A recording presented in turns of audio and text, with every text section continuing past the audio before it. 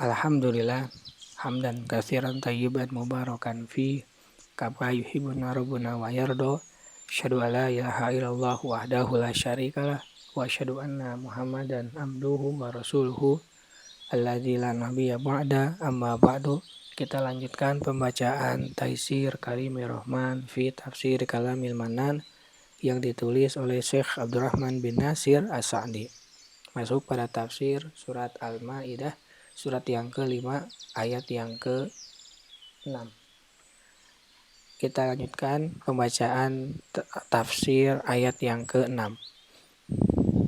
Ke-13, perintah membasuh kedua kaki sampai kedua mata kaki. Penjelasannya sama dengan penjelasan pada kedua tangan. Ke-14, ini adalah bantahan atas orang-orang Rafidhah atau Syiah yang menyalahkan bacaan jumhur ulama yang membaca arjulakum dengan lam yang dinasob dengan fathah, dan bahwa tidak boleh mengusap kedua kaki jika keduanya telanjang tanpa khufain. Ke-15, di dalamnya terdapat isyarat adanya syariat mengusap khufain berdasarkan kepada bacaan arjulikum dengan lam yang dibaca jar dengan kasroh. Masing-masing bacaan menunjukkan makna tersendiri. Menurut bacaan nasob, maka kedua kaki dibasuh jika keduanya telanjang. Dan menurut bacaan jar, maka kedua kaki diusap jika keduanya tertutup oleh khuffain.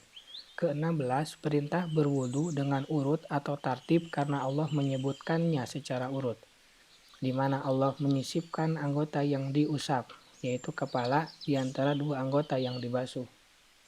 Dan tidak ada faedah lain dari itu selain berurutan.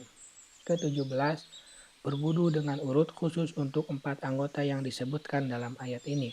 Adapun urutan berkumur, memasukkan air ke hidung dan wajah, atau antara tangan dan kaki kanan atau kiri, maka hal itu tidak wajib. Akan tetapi disunnahkan mendahulukan berkumur dan memasukkan air ke dalam hidung sebelum memasukkan wajah, sebelum membasuh wajah, dan mendahulukan yang kanan di atas yang kiri untuk tangan dan kaki, dan mendahulukan mengusap kepala sebelum mengusap telinga. Ke-18, perintah memperbarui wudhu setiap sholat agar gambaran pengulangan apa yang diperintahkan menjadi terwujud. Ke-19, perintah mandi karena junub. Ke-20, kewajiban memandikan seluruh badan karena Allah menyandarkan mandi kepada badan tanpa mengkhususkan sebagian dari yang lain. Ke-21, perintah membasuh rambut luar dan dalam ketika mandi junub. Ke-22, bahwa hadas kecil masuk ke dalam hadas besar. Barang siapa dalam keadaan hadas besar dan kecil sekaligus, maka cukup baginya untuk berniat dan meratakan air ke seluruh tubuh, mandi junub tanpa wudu. Karena Allah tidak menyinggung selain mandi tanpa menyinggung bahwa dia wajib mengulang wudu. Ke-23, junub digunakan untuk orang yang keluar maninya, baik dalam keadaan terjaga atau bermimpi, atau dia melakukan persetubuhan walaupun tidak mengeluarkan mani. Ke-24, barang siapa yang ingat bahwa dirinya bermimpi tetapi tidak melihat adanya bekas cairan atau mani, maka dia tidak wajib mandi karena junubnya tidak terbukti. Ke-25, mengingat nikmat Allah kepada hambanya dengan disyariatkannya tayamum. Ke-26,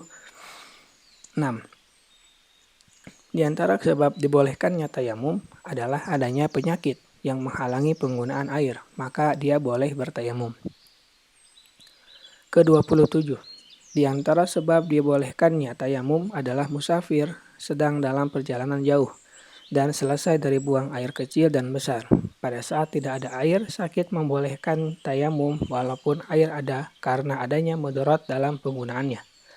Dan yang lain membolehkan tayamum pada waktu air tidak ada walaupun dalam keadaan mukim. Ke-28, apa yang keluar dari dua lubang, kemaluan depan dan belakang, membatalkan wudhu.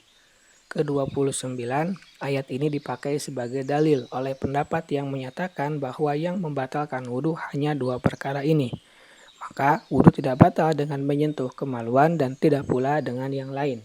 Ke-30, disunnahkannya memakai bahasa kinayah, kiasan dalam hal di mana pengungkapannya secara apa adanya menimbulkan perasaan jijik.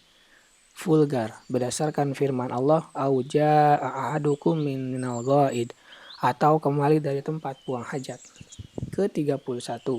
Menyentuh wanita dengan syahwat dan kenikmatan membatalkan wudu. Ke-32. Disyaratkannya tidak adanya air untuk keabsahan tayamum. Ke-33. Tayamum batal dengan adanya air walaupun dalam keadaan sholat, karena Allah membolehkannya dengan syarat tidak ada air. Ke-34. Jika waktu sholat telah tiba, sementara dia tidak mempunyai air, maka dia wajib mencari di tempat tinggalnya dan di sekitarnya, karena tidak dikatakan tidak ada air bagi yang tidak mencari. Ke-35. Barang siapa mendapatkan air yang hanya cukup untuk bersuci pada sebagian anggotanya, maka dia wajib memakainya dan bertayamum untuk sisanya. Kita lanjutkan pada bagian berikutnya. Subhanakallahumma wa bihamdika asyhadu an la ilaha illa anta astaghfiruka wa atubu ilaik. Assalamualaikum warahmatullahi wabarakatuh.